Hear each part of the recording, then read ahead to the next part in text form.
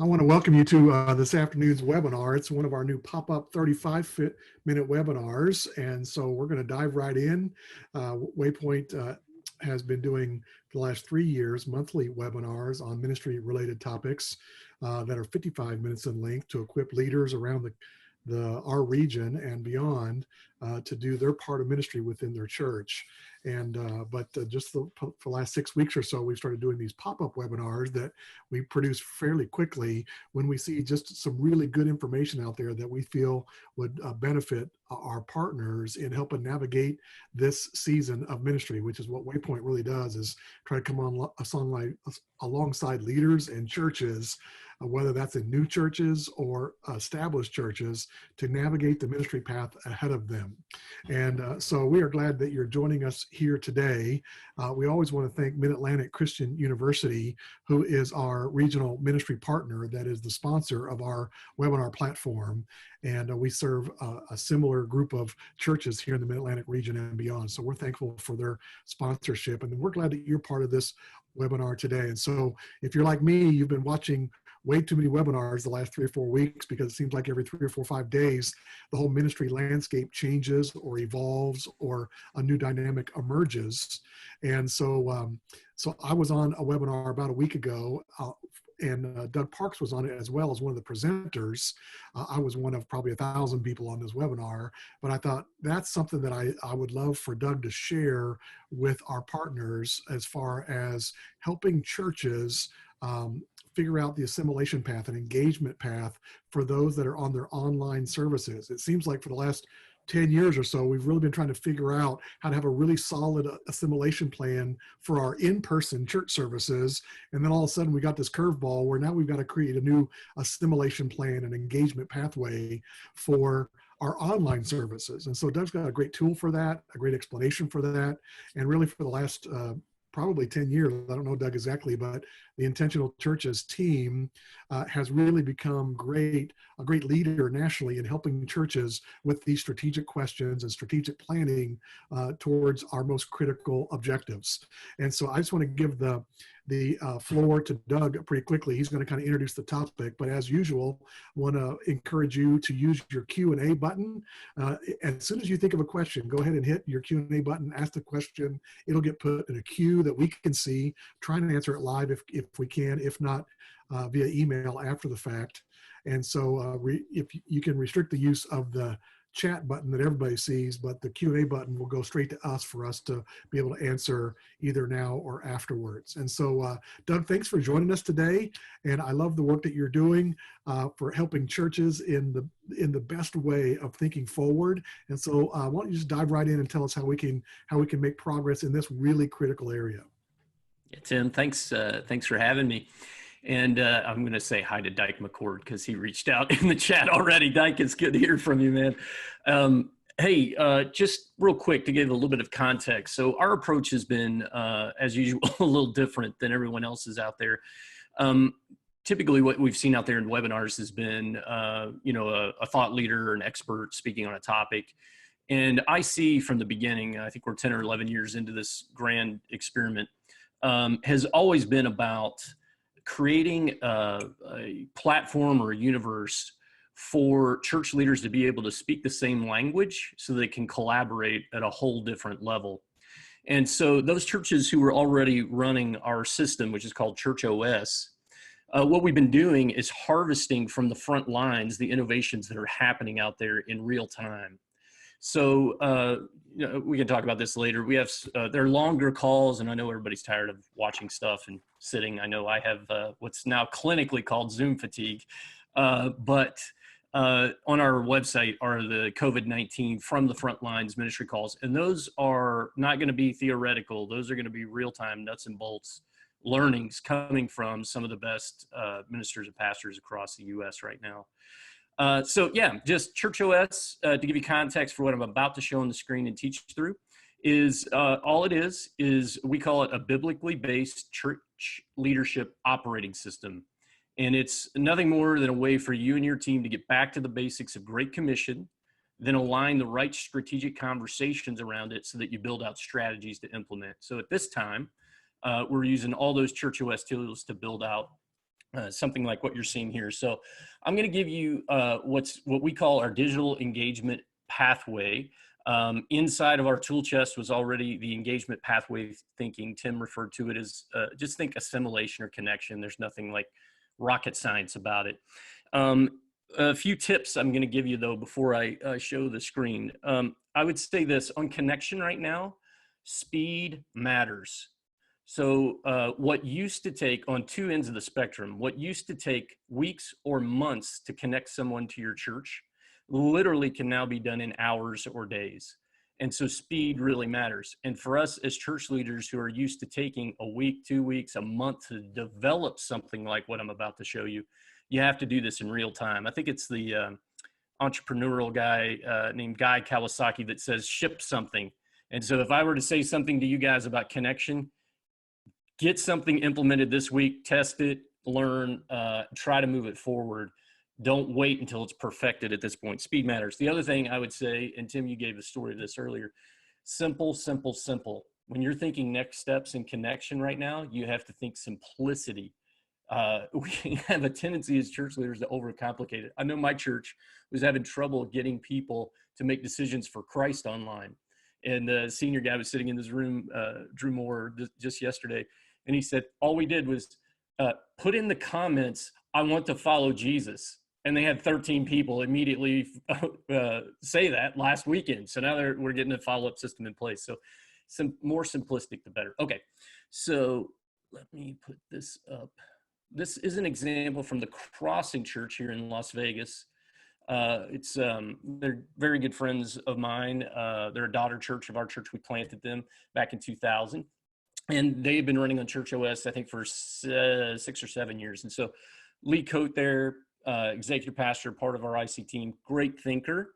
And so I'm just going to walk you through this. So number one, in a distributed staff or volunteer leadership world of a church, I believe every church needs a visual like this to be collaborating around right now. Without it, it's a lot of notes and verbal, and it's hard to keep track of how things interrelate. And if you have multiple staff, how the staff play, what part they play, and the way you've had to redistribute them. So I would say tip one, have something like this. I'll talk about what we could offer you a little later on here.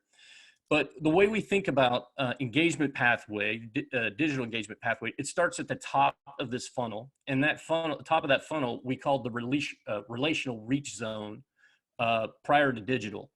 And what that meant was it's simply the sphere of influence of the people attending your church, the networks they have relationally with people who don't know Jesus. So this is the reach zone. And one of our cautions to the church early on was it seemed like there was in the first weeks of COVID, there was a great turn inward, that it was about corralling the 99 and making sure we solidified the 99. And evangelism kind of got lost in the early weeks there. But now we're seeing really mass strategies emerge at the top of this funnel about how to digitally or even old school phone go after winning people to Christ. So a couple of real-time examples. Many of you have done this, but some of our best frontline churches have mounted regular calling campaigns through their entire database. And we heard back now from several that there were people who had and maybe attended one time at Christmas, but now are leaning in and watching church online, services online with them because somebody cared enough to call. If you're advanced enough to get into social media, we want you to think about the brand awareness in social media as more as your institutional reach, the brand of your church out there to the world, what it looks like, which is different than the relational network of the people that attend your church, your 99. And so on the relational side, shares, watch parties, those are very pragmatic things. Watch parties, getting together a group of neighbors, for instance. One of the strategies we've seen out there, neighborhood Facebook groups. So the church didn't start them, but they encouraged their 99 to start them in their neighborhoods, then forming watch parties among some of those neighbors to watch the service online. One of the things we would caution you on right now is not to confuse interactions, hearts and likes, with engagement. Those are two different things. So hearts and likes are more interactions with you. Engagement is when you get things shared, commented on, and you can start two-way conversation. One of the big principles we're emphasizing right now in the design of your digital engagement pathway is whenever you can get two-way communication going in the digital world, it's more the better. And what I mean by that is a lot of times in church, we're used to one-way communication. We design a service on a weekend, we communicate from the stage, assume people are receiving it, but we don't receive feedback.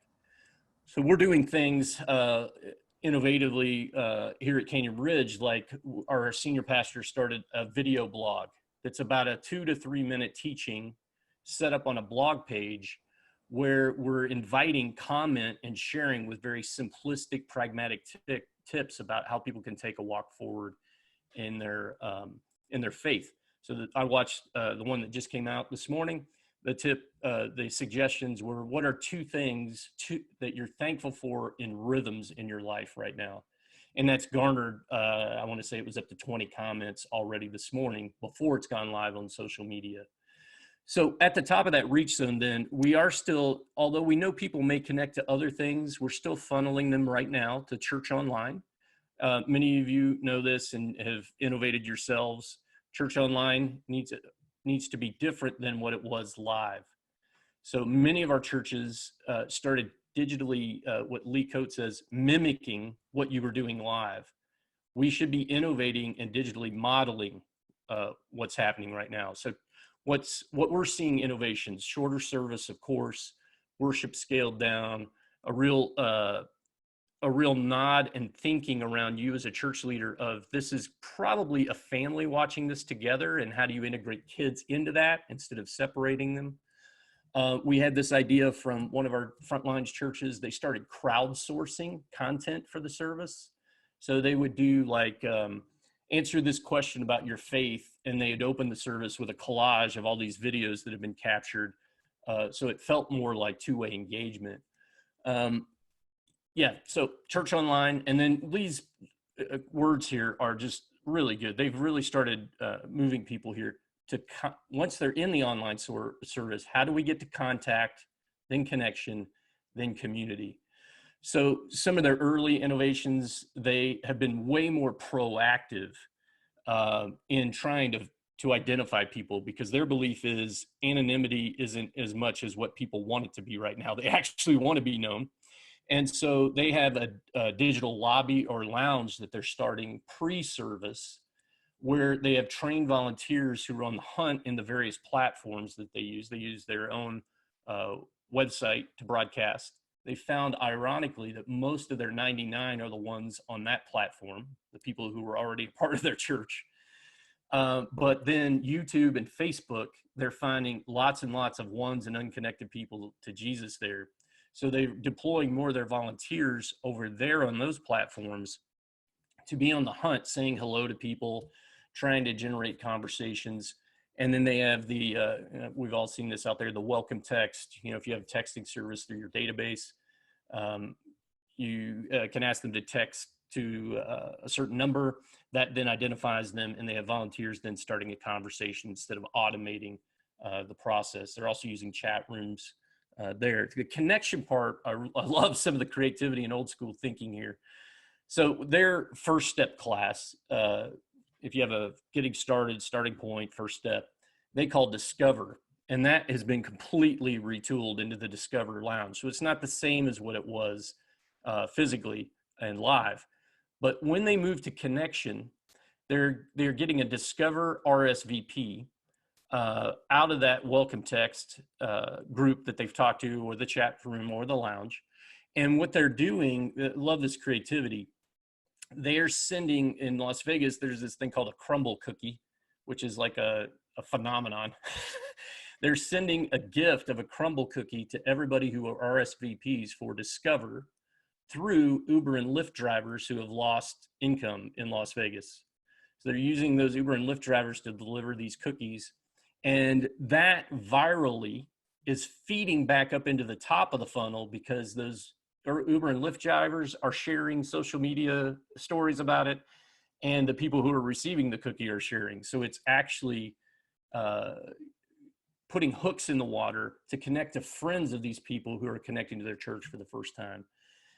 Just love the creativity of it. And then Discover Lounge for them, it's a kind of all hands on deck. They've got multiple staff in there when they do it. I think they're doing it on Monday evening.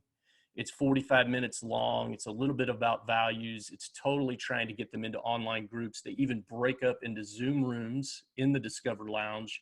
So they're starting to forge online groups there.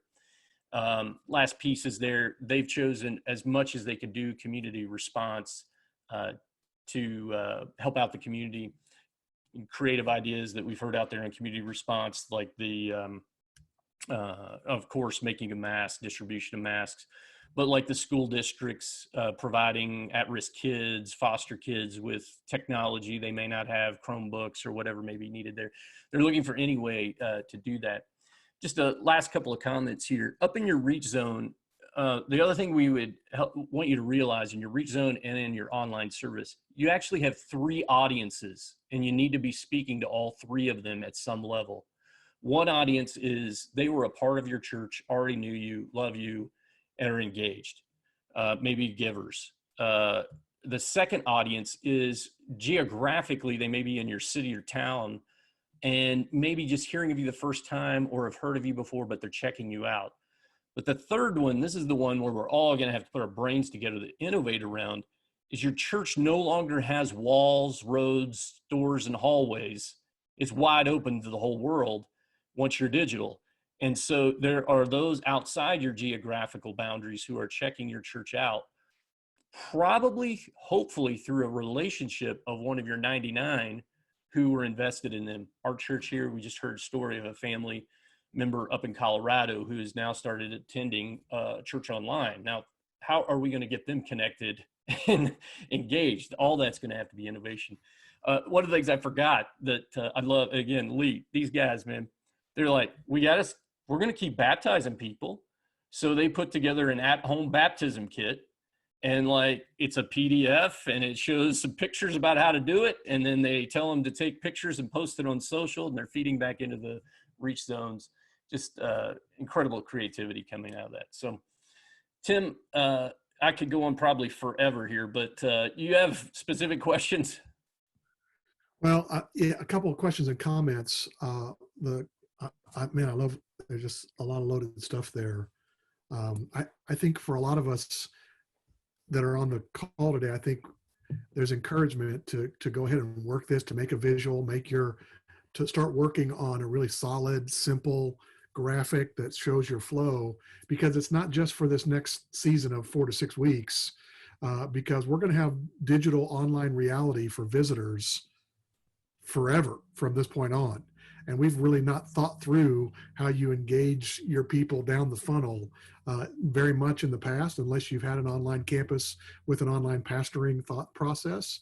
But for all of us, this isn't just a 6-week exercise for the next 6 weeks. This is for the rest of our life exercise. So we might as well go ahead and really work on it.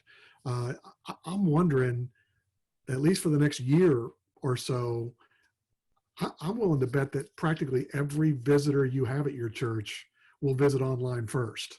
You know, we've worked so hard at being guest ready physically at our existing churches for the last 10 years, but we're not going to make our first impression at our building anymore. This will be our first impression, is how we engage with them online. And so that's the encouragement to go ahead and really dive into this, because it has impacts far reaching past this, however long this season lasts. But if you've got questions, again, go ahead and hit the Q&A button that there is at the bottom of your screen. I would say the speed matters. Hopefully there's churches I've seen as an experiment this past Sunday. I went and did a drive-by of about 30 churches online between 8:30 and noon this past Sunday. And in every one of them, well, actually there were 3 or 4 churches I couldn't figure out how to get to their online service. That's a whole nother issue. But of the ones that I did find and go online, I assertively made myself known. Hey, you know, here I am. Good Sunday morning, everybody. Just as an experiment to see what kind of response I got. And the numbers weren't even, but they were fairly even. And about a quarter of the churches immediately responded to my typing something in. about a quarter of the churches responded by the end of that church service. About a quarter of the churches responded by the end of the day, and about a quarter of the services never responded to my input assertively towards their church. And so I thought that was an interesting notion, and every church that's on here today is going to land in one of those categories, is how quickly do you respond to people that are kind of asking for a little bit of response because they say, hey, how's everybody doing, or whatever. They're saying, I'm here, please talk to me. And so that's one of those first steps is having somebody, I don't know what you called them, but somebody at the ready to respond real time as people are engaging with your church service more than just watching. Yeah. Would you describe one of the questions I would have, and maybe you got a comment on that, but would you describe the lounge? Because I don't equate online and lounge in the same sentence ever. So just draw a picture of what that looks like, that 45-minute digital lounge, what that looks like and how the interaction worked for that, Doug. Well, yes, I will answer that here in a minute. I would say, Tim, here's a couple things that I would really push any church leader on. Number one, the best innovations come out of crises, and we're in one. And so to not use this, if your strategy is hoping things get back to normal, that is not the right thinking right now. The right thinking is using constraint thinking. If I had to be digital for another 9-10 months, the Great Commission hasn't changed, guys. And more and better, reaching people and growing them in Christ has not changed. It's the methodology and delivery vehicle. And out of it, I believe the churches who've used this crisis to innovate are the ones that are going to be the prevailing churches ongoing. And not everything's going to stay that we developed and innovated around, but many of them will. It's already shaking up the multi-site thinking. I know many churches who are already realizing if I have a portable multi-site location, I'm probably not coming back, at least for a couple of years to that. And going to have to convert to this belief around, or methodology around digital delivery of gospel and how I grow someone in Christ. So anyway, so the lounge question, we're in Vegas. So one of the rules of thumb for designing your engagement pathway is, even digitally, is you have to think about it through the lens of your one, like the person you're trying to reach from Luke 15. And so we're in Vegas. Lounge is a cool term in Vegas. And so they use lounge, although it has no earmarkings or characteristics of a lounge at all. They're just using language that their one would identify with and be comfortable to come to. And so that the lounge piece, as far as I understand it, they do some teaching on values. Here are the values of following Jesus, some of the crossing. But again, our push is right now, it should be way less language about your institutional church, Canyon Ridge Christian Church, and should be way more about Jesus, the people of God, the 99. The more we can link them together, the better. So they'll do some teaching over that. They break up into Zoom rooms to have some conversation, then come back together. And I can't remember how they're challenging into a Zoom group out of their Discover Lounge. We have a church in Florida who is, what they've done, they've moved up their Zoom groups to Sunday night and Monday night group starts. And they're getting massive response because the speed out of the service, instead of waiting till Wednesday, Thursday, or 2 weeks until we get you in a Connect event or whatever, the way we used to do it, people are ready to get in a Zoom group right away. So I would say whatever you're going to do for your first step, the next greatest step right now is into some sort of Zoom group, I believe. And then if you could get into, you're in a portion of the country where you can get into some sort of volunteering situation, it's great. Even the volunteer piece, if we can be pushing people to serve their neighbors more and more, which I believe they already are, and less thinking about how we're going to get them engaged in the institutional church, we're just sowing massive evangelistic seeds right now. I believe that's happening all over the country, that our people are investing of the invest invite strategy, the invest portion, maybe the highest it's ever been in our generation right now.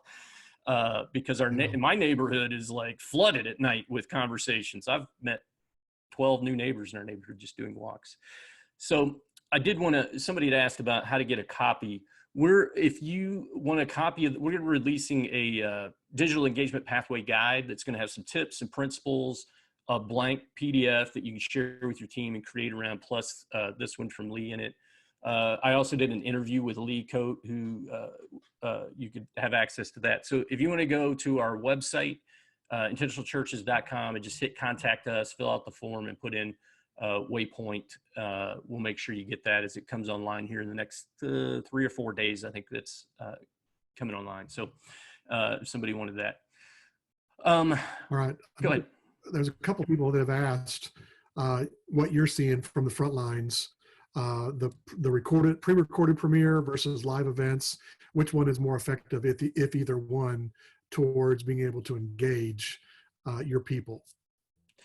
I don't think I've seen one either way. What's the most effective engagement thing is you've got an army of people combing the online platforms, starting conversations. You're being more proactive in trying to engage, whether you've pre-recorded your service or you're doing it live. I would agree. The ones where they are recording in advance for a smaller church or a new church, the nice thing that it liberates you that the planter or the preacher is the one that's really driving that. But for the big picture, for him to be delegating that to lay people is even stronger. As a culture of delegation. But either way, however you can quickly respond to engagement. For me, I was getting some of these engagements I got, I said something at 10 a.m.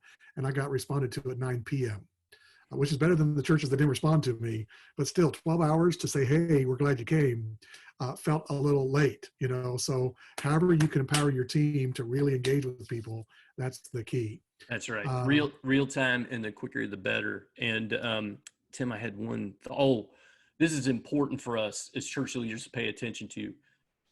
I believe just as we came into this thing in tears across the country, meaning I had literally ministers on the phone saying to me, I don't understand it's not a big deal here. We don't have cases. We don't have this. At the same time, I'm on the phone with a pastor in New York yesterday who's like, we think they're not going to prevent us from having services until 2021 live. So we're going to run the gamut as we come back online. And that's where I think this importance of this moment, we have to learn to innovate and not just hope. Yeah, I was on a call with some church planters yesterday, and we were talking through some of these dynamics. And one of them made a comment that I thought was really good, that there's going to be a couple of states in the next couple of Sundays that start allowing, and we need to pay attention, I think, particularly to what percentage of those churches people come back versus those that stay online. Because a lot of preachers think 95% of the people are going to come back. And it's like, it might be 50%, it might be 30%, it might be 80%, but we're going to get a picture of it in the next 3-4 weeks from the early adopting states for the coming back. And I think we'll have a lot to learn, even though your church might not hit right where everybody else does. It still gives us a frame of reference on how we're going to need to keep engaging online, particularly with first-time guests versus those that know and love our church. Pay attention. I think Georgia is allowing people to come back this next week. Yeah, man, it's crazy. So we got to pay attention so that we can learn from them for whenever our state, whatever state you're from, allows it. And do they allow 10 or 50 or 100? And how does that affect your online strategy? So that's a good one. That's right. And then last tip, I would say, never get ahead of your community. Do not meet before schools are in, and do not get ahead of your community. You will have backlash. Yeah, Ruth Smith asked, I think we kind of addressed this, but having an army or a whole team of people that are engaging with your online visitors, it shouldn't be your tech guy who's trying to produce the online service and answer visitors. And it's a great opportunity to enlist and empower new people that they would be perfect for this, and they've never been on your big band stage or teaching anywhere, but for them to be a dedicated pastor online, it's a whole new opportunity for a new group of people to find a significant place of ministry in your church. So recruit people that you know and love, that you trust to do that well, but at the same time, get it out of the hands of the people that have other things to worry about on Sunday morning? So that's a great question. Ruth, Wayne asks very quickly, we're about out of time. Explain very quickly just the at-home baptism. I'm assuming that's in a bathtub or a hot tub or any big, large body of water like the Ethiopian eunuch. Here's some water. Let's do it, Exactly. I don't know if I've seen the PDF for that, but just most people haven't baptized anybody, sadly. And so they need a little bit of a guide on how to do that. That's right. So The Crossing just did a one-pager that kind of outlined, think through it as if you were teaching someone brand new how to do baptism in a decentralized location. And that's what they created, a one-pager for that. Yeah. One of my daughters was baptized in a whirlpool bathtub in a house years ago, and it was first time I'd seen that, but it works. There's enough water and it works. We are going to send out an automated email out tomorrow, and I will include a link to Doug's email address and to his website, and maybe even a more dedicated link down the website to that spot where he said you can go, and when they complete the digital engagement PDF for you, to make sure you've got that in hand so that you can get that, because it'll be really good for you to do that. I don't have a link for it, and I'll include a link for that. Is it on Amazon for your new book, Doug? Oh, yes. That's great. Yes. Yeah, I will include a link. They just came out with a book called Intentional Churches, which is the name of their organization. You should be plugging that hard, but I'll plug it for you. And every church needs to look at this resource, because it's not the silver bullet of the next book that has a good idea, but it explains to you how to strategically organize the people in your church around mission, all with the same language and the same vision for where you're headed. And and it's practical. It's got a whole toolbox full of, if you need to do this, then use this. If you need to do this, then use this. And so I'm going to provide a link to that, and you need to order several copies immediately as a thank you for Doug for joining our pop-up webinar this week. Well, thank you, Tim. I was going to say, I'll say one quick plug.